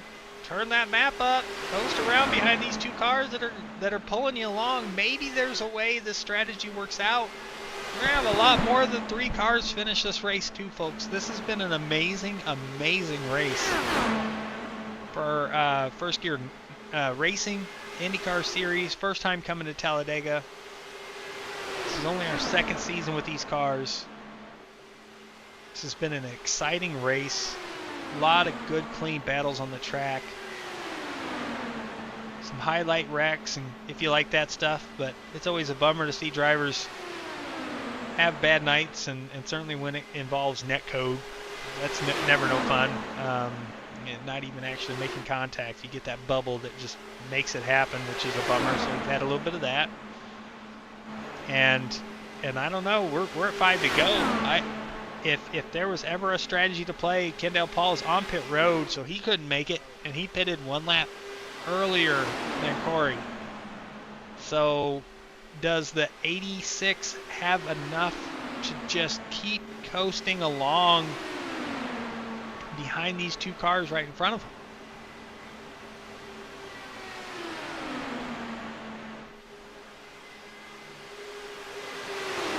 And that's Nate Fields, and that's Joseph Klein right in front of him. I mean, this is Corey Kobe in first, James Malloy second, Jonathan Hambrick third. Charles Bronstein is about 3 seconds back of Hambrick for third. I don't think they're going to catch him. Tommy Thompson, with his strategy, I missed something here. He pitted again on lap 90, so that strategy did not play out for Tommy. He didn't have enough fuel. It's a tough one for Tommy because he had a heck of a race going. I really thought he had a chance to be in position to battle for the win tonight.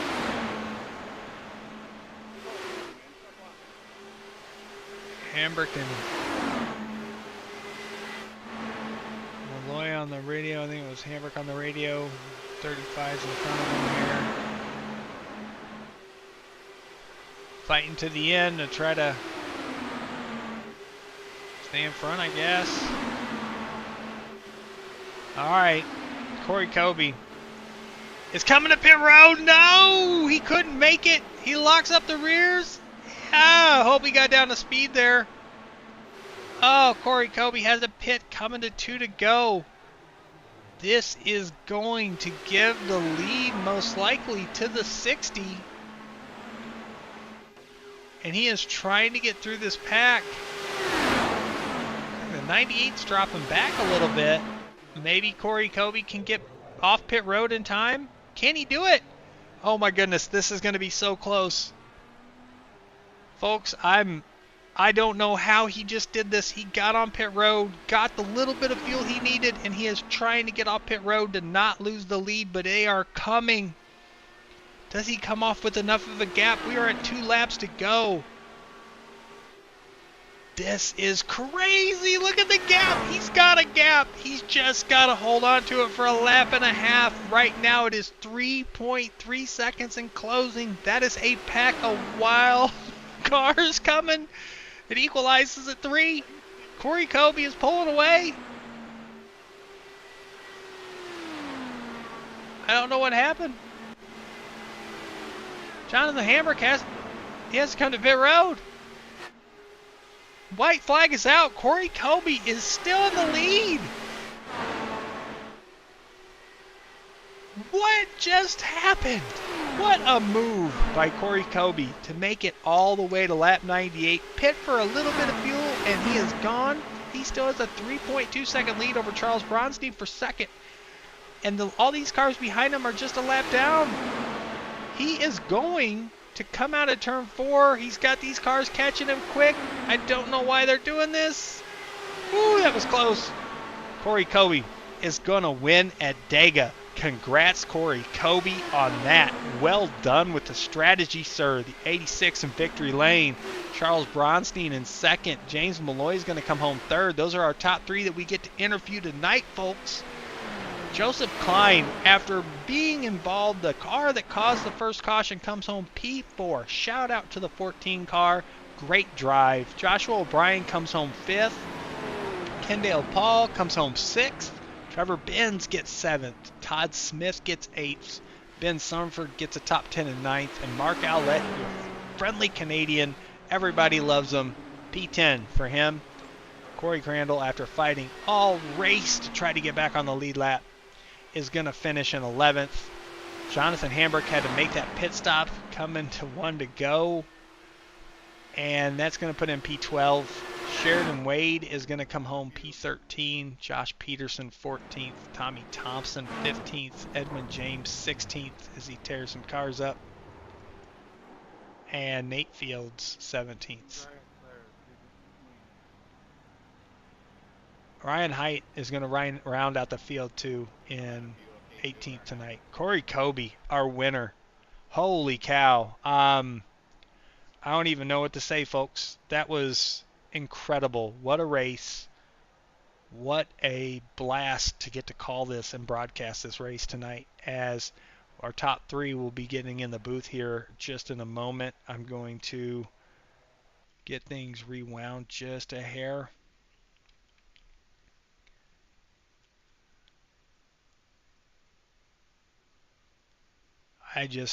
What a move by the 86 to be able to pit with that gap, come out and still be able to hold it. Heck of a drive by Corey Kobe. And I think we're going to start by interviewing P3 tonight. We're going to start in the back and move ourselves to the front. So let's go ahead and see. James Malloy's in the booth. Again, remember, top three, Corey, Charles, if you can, get in the waiting room in the broadcast booth, and we will get some interviews in. We're going to pull in James Malloy, P3 finisher tonight. Let's go ahead and pull him in. James, is Jason in the booth? You got a copy? Sure do. Congratulations, man. Heck of a drive. Get yourself P3 podium tonight. Tell us about that race. How did that go for you? What was your struggles, your challenges tonight, and great battle back there at the end to get that third spot? Yeah, I mean, obviously we started on pole, but didn't keep that for long. But most of it was just riding around, trying to save gas, make a fuel number. I actually ran out there right on the last lap. Had I not run out, or had I managed that a little better towards the end, I probably could have had a shot at the win. But either way, just trying to stay around to race another lap. Now, for you, experience-wise, because for First Gear Racing is our first time with the IndyCars on Talladega, other than like a fun event we did a few months back. Have you run Talladega in the IndyCars before? I've run a lot of the Dallara Dash races, so I mean, there's a little bit of similarity there, but no, I felt comfortable all night. The pack was getting a little squirrely, so I decided to just hang back and ride along. But it was pretty smooth sailing for the most part. Well, heck of a drive. You had a fast car, started from pole, and again at a track where it's hard to keep one spot, let alone easy enough to use all your fuel trying to defend it. I think playing a little bit more fuel strategy seemed to be the game as this race did go green, and you found your way, even though you ran out there at the end, to have a good run and finish P3. So congratulations on that tonight. Before we let you go, do you got anybody you want to thank? Any shout outs you want to give? I'll shout out my wonderful girlfriend Hannah. She's got some finals tomorrow, so good luck on that. And as always, just want to thank the First Gear guys for allowing me to come run with y'all. It's it's fun stuff with y'all. Well, we appreciate having you, and again, congratulations, great drive tonight. Next week, I'm terrible at being prepared. I create the schedule. I can't remember it for the life of me. Next week we go to, where is it? Oh, Texas. No, 2 weeks. In 2 weeks. Yeah. We have an off week next week, and then we go to Texas. You ready for Texas? What do you think about your chances at Texas? I'm pretty good there in the IR18. We've in some other leagues, I've run up front. Just again, it'll be all about staying out of trouble, timing everything right, and just not driving in over my head. Hopefully we can keep this momentum rolling, not only in the IndyCar League, but roll this over to Gen 6 as well. Absolutely, and you get to bring that to Auto Club this Saturday night. So That's a fun track. I can't wait to go back to Auto Club. It always provides some good racing. So Hopefully Gen 6 goes better than our first IndyCar race here. I was wiped by lap 10. yeah, IndyCar's Auto Club is a little bit more hair raising than it is in the Gen 6s. But it should be an interesting night, and hopefully you have a good night there as well. And then when we're back in IndyCar here in a couple weeks, hopefully we'll see you back in the booth for another interview. Okay. Here's hoping. All right, James. You have a great night. Yeah, you too, sir. Thank you. Thank you. All right, that was James Malloy. Now we're going to bring up our P2 finisher, Charles Bronstein. Let me get him pulled up in here. Charles, Jason in the booth. Do you get a copy? Hello, Jason. Hey, Charles. I feel like we've been here before. You're Yeah. getting these podiums going now. You know, this has been a really fun race. I was expecting a lot of cautions, and it became a fuel saving race, which I wasn't expecting. But when I saw the leader pit, I was like, all right, I think we got this in the bag. And then he just took off like a rocket, and I was like, all right, second's fine. I'll take second because I have nothing for the leader. Yeah, that was a great move by Corey to be able to. He almost saved enough fuel to make it all the way to the end. And I was shocked when he came down with 2 to go. I was like, oh, is he going to come out right with everybody else? Is this going to work? And he had such a short pit stop for just a little bit of fuel that he was able to come out and then just hammer down and not save for that last lap and a half. And the 60 ran out of fuel. Looks like the 98 ran out of fuel there closer to the end. And there you were to finish second, which is a great finish Yeah. for you again. IndyCar's treating you well this season. We've got the Yeah, I'll hijinks take of it. season It one was. out of the way, and season two, you're showing up. You asked me if I was ready for the season on the last preseason race, and you know the first 2 races we got off to a bit of a rocky start, but when we hit Laguna Seca, I was like, all right, we can do this. We got this. Yeah, well, awesome drive tonight. Well done. Well deserved second place. Before we let you go, do you got anybody you want to give a shout out to or thank? Just want to shout out my family who are hopefully coming up tomorrow to see me, and Tyler who is probably in bed, but you know maybe he's watching. Hopefully. And Fair thank enough. you guys so much for putting on such a great race. Well, awesome. We appreciate it, and thank you again. We have next week is an off week for the IndyCar series since we're going into Christmas. The following week, we do go to Texas for our next event. Tell us about what you think about going to Texas. How do you feel about that? Texas was not a pretty race for me last season, so I'm hoping for um, a little bit of a redemption arc. You know, the dirty air is crazy there, so I think it's going to be a little bit of a caution-filled race, but I think these drivers are up to the task, and it's going to be really fun to watch. Well, again, great race tonight. Can't wait to see you back on track in a couple weeks. I hope you have a happy holidays if we don't see you before then. And next Monday we might probably have an event. You know how we like to do off-week stuff still around, but nonetheless, Merry Christmas to you. And again, great finish tonight, and we'll see you back on track here soon. Okay, bud? Thank you guys so much. You guys are wonderful. All right, have a good night. You as well. All right, that was Charles. Finished second. Now let's go ahead and pull in the big winner, Corey Kobe. We're going to move him in here to the broadcast. Corey, it's Jason in the booth. You got a copy? Hell yeah, I got a copy. What's up? Yeah, that's it, boy. I'm telling you, what a drive. Heck of a move. Great strategy. You come home with the win, with a few seconds in the bag, too. Tell us about your race. How did this plan out to be? Was this a fuel strategy race from the beginning for you, or were you just playing it out and feeling it out until the time came to strike? Well, I mean, in every scenario, you kind of ride it out. My teammates were talking about that early on, like 20 in or so, to 25 laps in. I was like, guys, it's too early. Everybody's got to pit a couple more times, whatever.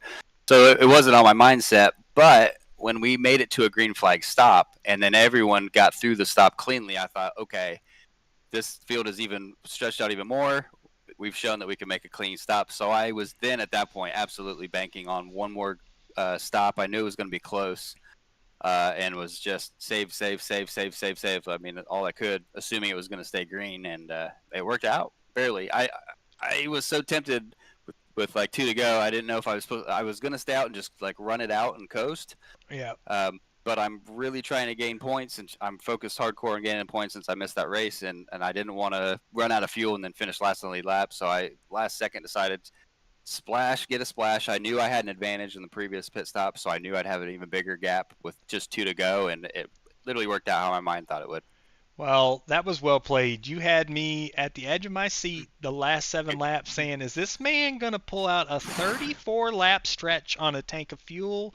Is he not even going to have to stop? And then when you came down, I was like, oh my gosh, he's got a window. There it is. Maybe it's enough. Maybe I'm like, is he going to come out side by side with these other guys and have to battle it? Or is he? And then you came out and you had a 3-second gap, and the 60 ran out. So then that gap got bigger, and then the 98 ran out with about a half a lap left, and that gap got a little bit bigger, and Charles was too far back with enough fuel to make a run, and I was like, holy crap, he's going to do this. Like, he's pitting with 2 to go with a 34-second gap and was able to come out and still win by 3 seconds. Heck of a drive. It was fun to watch. It was exciting. You had me on the edge of my seat. I love watching these races. I love driving, but I love watching these races and see how things fold out, and that was entertaining to watch, and a heck of a drive. Heck of a drive. Well done. Thank you so much. It's redemption because we ran my very first race with you guys. It was just like a preseason race, and I finished runner up behind Ryan, and I was like, okay, let's go. And then I feel like I was gonna win Auto Club, and then I stepped on my own foot and I clipped the apron coming to the checkered. And I lost that race, and that bothered me for a while, losing Auto Club. And so I've had all top 5s with you guys since I've been running, and this is now I got to win. Now I can say, okay, I got to win with these guys, and now I can just try to focus on getting more. And like I said, I'm trying to climb those points. Absolutely. Well, again, congratulations on your first win with First Gear Racing. We appreciate you coming and running with us and putting in a great race week in and week out. And we can't wait to see you back on track. We have an off week next week for the holiday. We're coming up with Christmas and everything, so we resume in 2 weeks at Texas. Real quick, let me know what you think about that. What's your thoughts about Texas in these cars? Well, I love Texas. I went through a very long streak without winning a league race. That was kind of something that was kind of avoiding me. I had gotten one, but it just wasn't coming. I ran a season earlier in the year with another IndyCar league, and I had a pretty dominant win at Texas. And so I'm good there, I feel like. Going there, I'm going to absolutely feel like I have a shot to do something there. And I'm glad you said next week's Christmas break, so I get to just kind of chew on this win over Christmas. That's cool. Yeah, you get to hang on it through the holidays, man. There's nothing wrong with that. And for the final part, before we let you go for anything here, any shout-outs, anybody you want to thank, the floor is yours. Yep. As always, just thank the league first of all for giving us a platform to race. I've been hunting for IndyCar League for a while. That's a solid place for Monday nights. It's my night that I kind of like doing this. So, thanks to the league. Thank you. Thanks for all the admins, for the broadcast, for the interview. I'm glad you guys had a good time. That makes it just more satisfying and more fun, and it adds to the passion. So, thanks everybody. Thanks to my teammates. Thanks for everybody that raced. Thanks everybody, I guess. Well, we appreciate it, and thank you. And again, congratulations, folks. This is your winner, Corey Kobe, the winner at IndyCar Talladega. First ever race for First Gear Racing at Talladega, and it went off with only 2 cautions, and this man almost saved enough fuel to make it to the end on 34 laps. But he was able to pit, get a splash, and got it done. So congratulations. Enjoy that you are the winner for the next 2 weeks, and we'll see you at Texas. Thank you so much, guys. Have a Merry Christmas. All right, Merry Christmas, and we'll talk to you. We'll talk to you at Texas. All right, buddy. Awesome. Thank you, guys. Have a good night. You too. And that was Corey Kobe, our winner, as it shows him making his pit stop on the screen right now. The part where I was like, oh, he couldn't make it, but he found a way to make that splash and go work and get that win. So congratulations to Corey. Great drive tonight. Again, shout out to everybody in the IndyCar series. We had 18 drivers on the track, only 2 cautions, well-driven race through and through. I want to give a shout out to First Gear Racing, the admins, everybody helping put this together. First Gear Network, we're growing. We're trying to We're trying to expand. We're trying to do more, and I'm hoping that we're putting on decent broadcasts for everybody to watch and enjoy. I want to thank everybody at home. Going into the holiday season, I'm back in the booth Wednesday night for our GT3 series. And then Saturday night, Edwin will be in the booth for our Gen 6 race. And if you just follow us for the IndyCar, we do have an off week next week because it is the Christmas holiday week. So most likely won't have a broadcast next week. We'll just have an off week, maybe a little fun race for the drivers that want to participate. And then we'll be back in 2 weeks in the IndyCar series at Texas. And I believe based off the schedule, how it worked out, I believe I may be on track, I think, for Texas, and Edwin will be in the booth that Monday night on December 30th. So, again, thank you all for your support, for watching, and we'll see you in a couple weeks here on Monday nights. And for the rest of you, I'll see you Wednesday night in the GT3 series. Have a great night, guys.